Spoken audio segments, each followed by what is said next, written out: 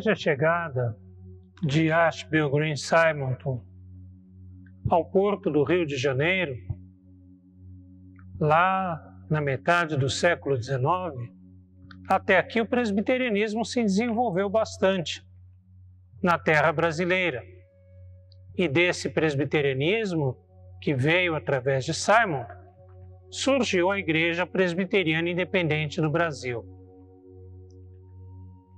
Lógico que a história nunca para num momento só e que, apesar de todo o trabalho profícuo, eficiente de Simonton, mesmo nos poucos anos em que ele esteve aqui trabalhando no Brasil, esse trabalho de Simonton não é suficiente para explicar todo o crescimento da fé calvinista na nossa terra. E também não é suficiente para explicar o surgimento da Igreja Presbiteriana Independente do Brasil. Como isso aconteceu? Como essa história se desenrolou?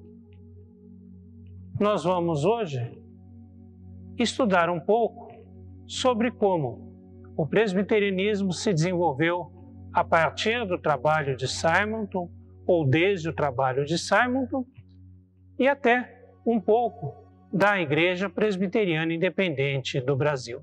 Dou graças a meu Deus por tudo que recordo de vós, fazendo sempre com alegria súplicas por todos vós em todas as minhas orações, pela vossa cooperação no Evangelho, desde o primeiro dia até agora.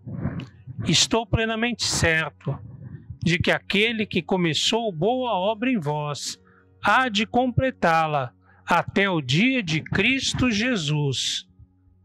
Filipenses, capítulo 1, versículos 3 ao 6.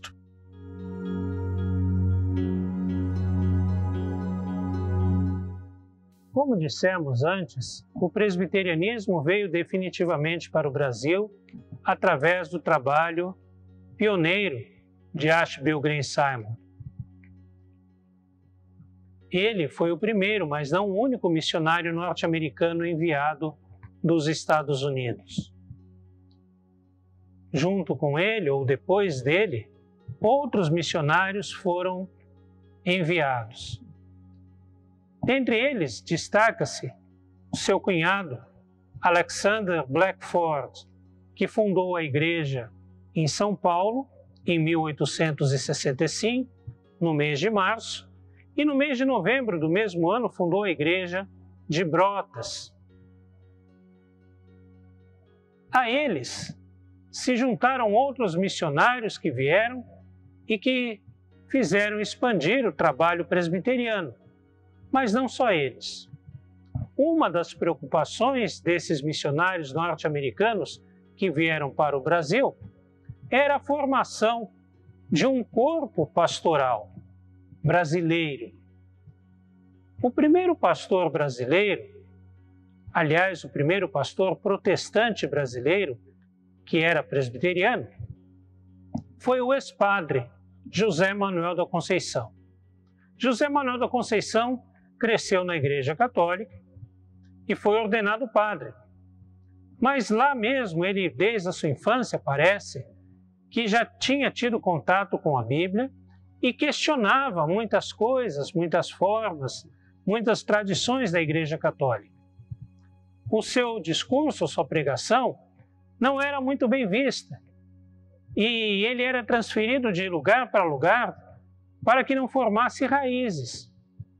Mas isso só fazia com que as suas ideias se espalhassem mais e mais. Mesmo entre católicos, ele era muitas vezes chamado de padre protestante. José Manuel da Conceição se desliga da Igreja Católica, renuncia aos seus votos sacerdotais e se filia ao presbiterianismo, se converte ao presbiterianismo.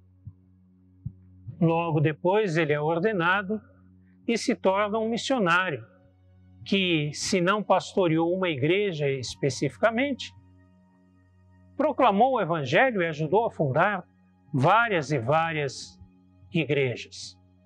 Morreu cedo. Mas o clero, ou melhor dizendo, o pastorado protestante brasileiro, não ficou restrito a José Manuel da Conceição. Era a preocupação dos pastores norte-americanos. E, nesse sentido, eles procuraram formar uma liderança pastoral aqui no Brasil. Simonton chega a fundar uma escola que chama de seminário primitivo e, logicamente, não tinha toda a infraestrutura de uma escola, de um seminário, como deveria ter. Mas forma nele vários pastores que assumiriam os seus trabalhos, o seu ministério na igreja brasileira. Outra forma de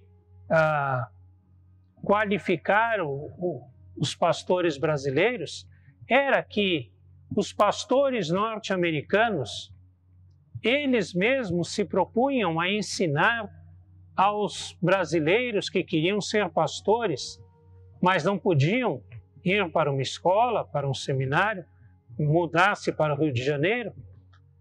Eles educavam a esses líderes brasileiros nas verdades teológicas para que eles pudessem, então, assumir o pastorado. E muitos deles seguiram esse caminho. Um deles foi Eduardo Carlos Pereira, educado por Blackford. Essa era uma das preocupações dos missionários norte-americanos, a formação de pastores brasileiros. Mas havia naquela missão uma outra preocupação. Era a preocupação com a educação secular dos brasileiros em geral. Havia uma ideia, uma frase que simbolizava esse pensamento. Em cada igreja, uma escola. A ideia era que não houvesse um crente que fosse analfabeto. Isso era particularmente importante para o presbiterianismo, visto que os crentes deveriam saber ler a palavra de Deus, saber ler a Bíblia. Então era importante que todas as pessoas soubessem ler e escrever, tivessem ao menos a educação básica. Essa igreja presbiteriana vai se expandir e vai crescer enormemente nos primeiros anos. Contribui para isso a um outro canal, um outro caminho.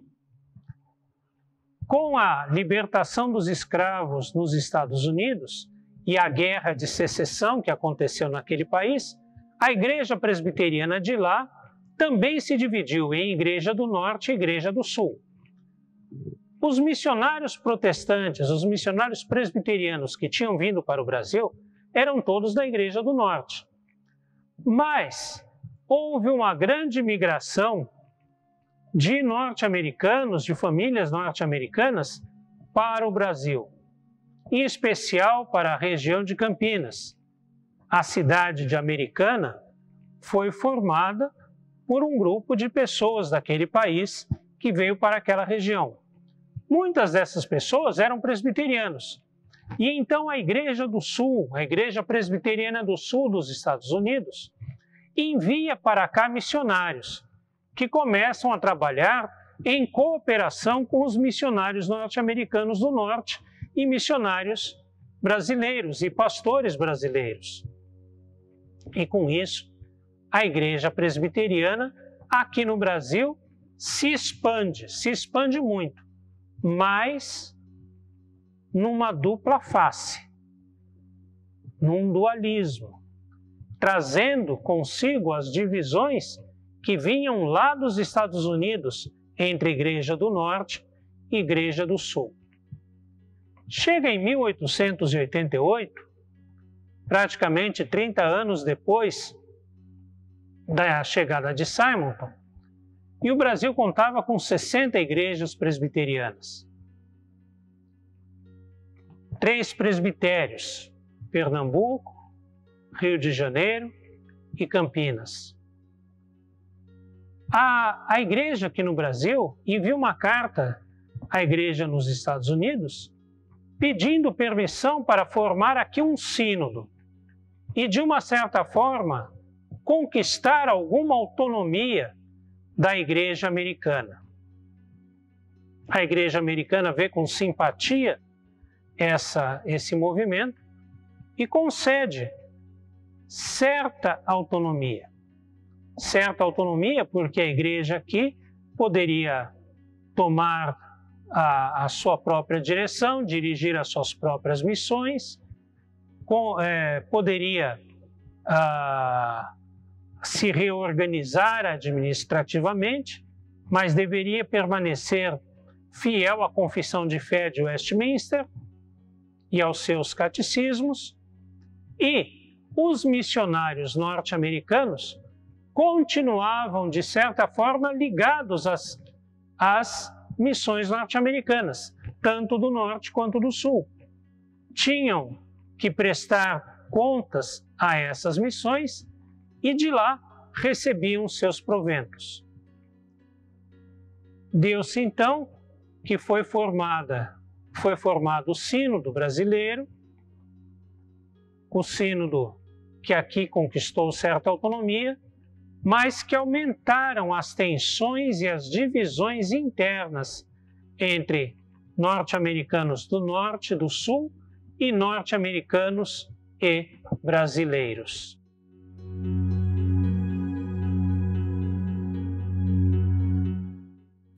As tensões do início do caminhar presbiteriano em solo brasileiro só aumentaram com o passar do tempo.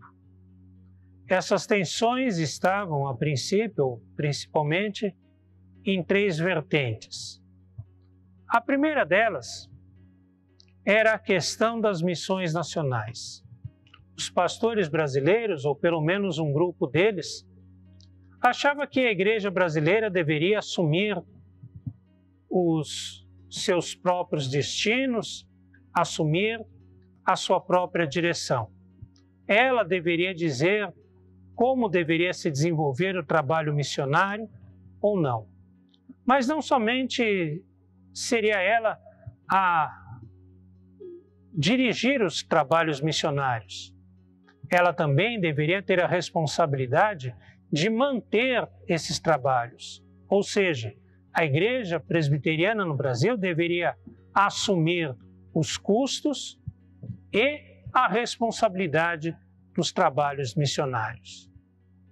Também havia a questão do seminário que a igreja pretendia formar. Havia uma grande discussão se o seminário deveria ser em São Paulo ou em Campinas, isso devido à influência do Colégio Mackenzie. Para alguns, a direção do Colégio Mackenzie tinha uma mentalidade que não era adequada à convivência dos futuros pastores. Mas se discutia, então, não se deveria formar o seminário, mas onde deveria e qual ensino deveria ser ministrado naquela escola. Como deveriam ser formados os futuros pastores brasileiros. Além disso, com o caminhar do tempo, uma outra questão surge, é a chamada questão maçônica. Desde o Império, desde o Segundo Império, que havia um grande conflito entre a maçonaria e a Igreja Católica. E algumas pessoas dentro da Igreja Presbiteriana começam a questionar se a maçonaria seria uma fé, uma religião ou não, e se ela era compatível com a fé cristã. O fato é que essa questão se somou às outras tensões e agravou ainda mais os níveis das discussões. todas essas tensões vão crescendo, crescendo, até que em 1903, em julho de 1903, é realizado um sínodo na cidade de São Paulo, na igreja presbiteriana que fica até hoje na rua Helvécia. Ali se reuniram pastores e presbíteros e os pastores brasileiros, ou de um grupo de pastores brasileiros, apresentaram uma plataforma composta de 5 pontos em que colocavam em discussão essas tensões, essas questões, e exigiam da igreja uma posição. Um a um desses 5 pontos foram sendo derrubados, e até que, quando o último ponto é derrubado, o reverendo Eduardo Carlos Pereira, líder dos pastores brasileiros, se levanta e diz que, diante daquela situação, só restava um caminho aos pastores brasileiros. Ele e outros se levantam e se dirigem naquela noite para a rua 24 de Maio, onde se localizava naquela época o templo da primeira igreja presbiteriana. Lá realizam um culto na noite e ali fundam a Igreja Presbiteriana Independente do Brasil. Uma igreja que nasce com o sonho de ser uma igreja brasileira, que responda à sociedade brasileira, que assuma os custos, as responsabilidades e os desafios de promover a missão em terra brasileira, de acordo com a nossa vontade, de acordo com a nossa cultura, de acordo com os nossos costumes, segundo a fé cristã, pela cultura, pela tradição presbiteriana calvinista. Essa igreja, então, é formada no dia 31 de julho de 1903.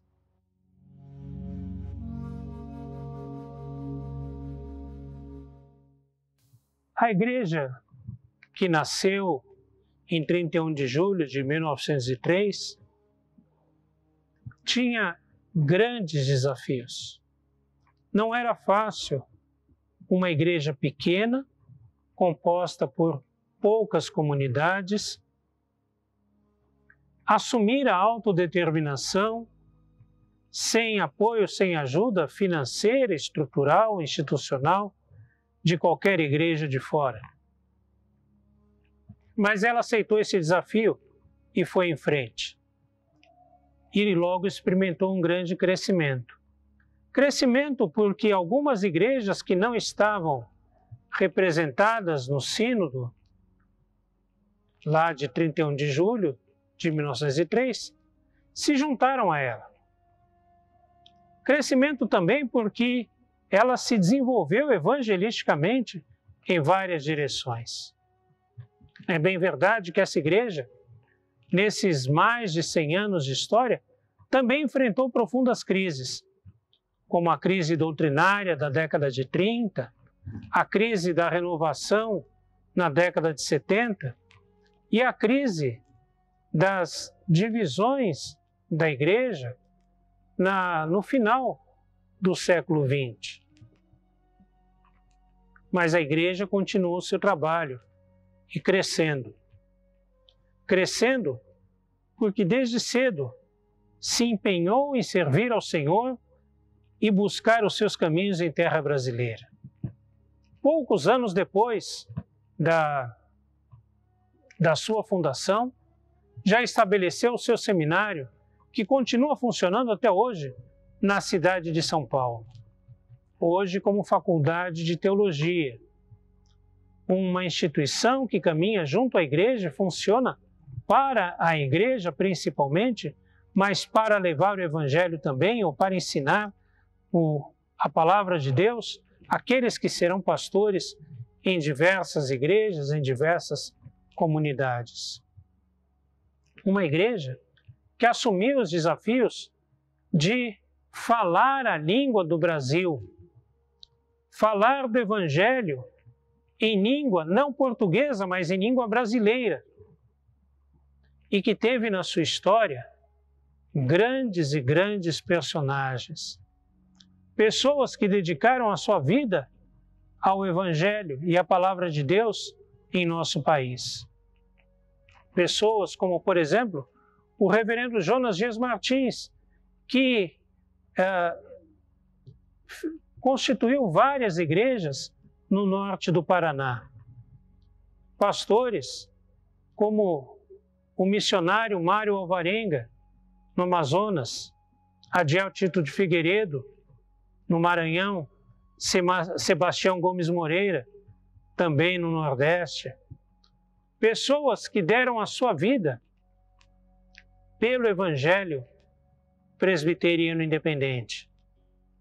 Presbíteros, diáconos, líderes, liderados, pessoas anônimas muitas vezes, mas que ajudaram a fazer crescer a palavra do Senhor na terra brasileira.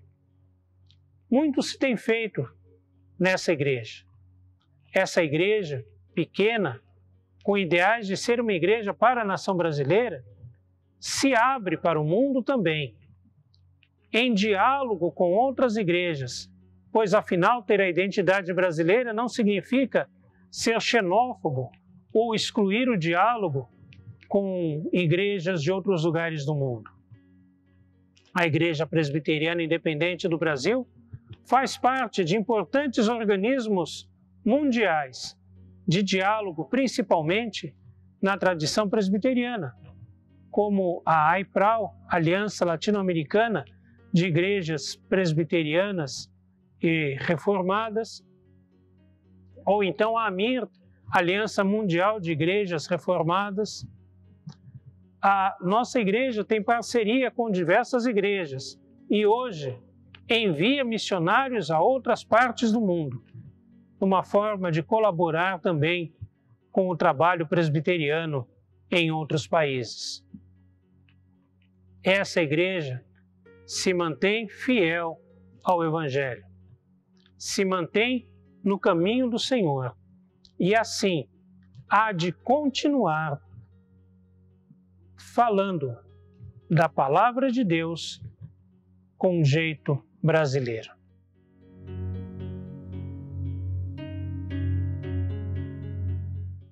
A história não acaba, ou pelo menos ainda não terminou. Sabemos que a história da igreja só se encerrará no dia em que Cristo voltar, mas até lá ela continua. E desde a chegada de Simonton, passando pela formação da Igreja Presbiteriana Independente do Brasil em 1903, até hoje essa história continua. E continuará também através dos atos, através da igreja que é presente hoje e que continua a caminhar através da história, aceitando os desafios e encarando as dificuldades que se põem à sua frente, no amor, na luta pela vida do Evangelho.